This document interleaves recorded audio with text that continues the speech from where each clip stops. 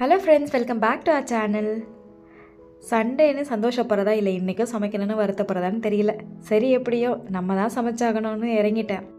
சரி, ஈஸியாக ஒரு ரெசிபி பண்ணுவோன்னு சொல்லி மஷ்ரூம் ஃப்ரைட் ரைஸ் தான் பண்ணேன். அதுக்கு முதல்ல ஆயில் ஆட் பண்ணிவிட்டு சாப் பண்ண ஜிஞ்சர், கார்லிக், அதுக்கப்புறம் 2 க்ரீன் சில்லி, அதுக்கப்புறம் கட் பண்ண ஆனியனையும் ஆட் பண்ணி நல்லா வதக்கிக்கிட்டேன்.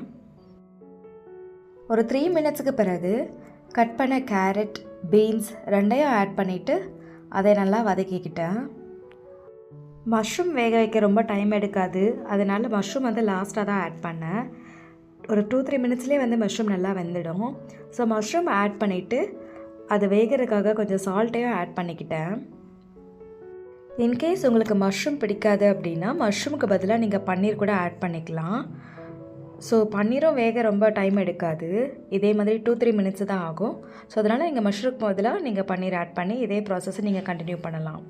மஷ்ரூம் வெஜிடபிள் எல்லாமே நல்லா வெந்ததுக்கப்புறம் நான் டார்க் சோயா சாஸ் நான் ஆட் பண்ணிக்கிட்டேன்.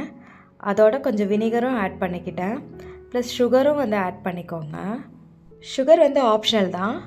தென் நீங்கள் பெப்பர் பவுடர் ஆட் பண்ணிக்கோங்க. 1/2 டேபிள் ஸ்பூன் ஆட் பண்ணாலே கரெக்டாக இருக்கும். ஆட் பண்ண எல்லாத்தையும் நல்லா கலந்து விட்டுக்கோங்க. ஒரு 2-3 மினிட்ஸுக்கு அப்படியே வதக்கி விடுங்க.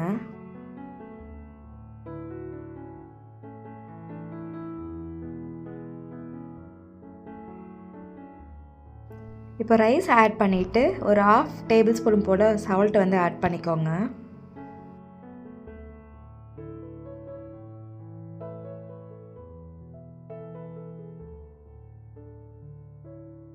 ரைஸ் ஆட் பண்ணதுக்கப்புறம் நல்லா மிக்ஸ் பண்ணி விட்டுக்கோங்க.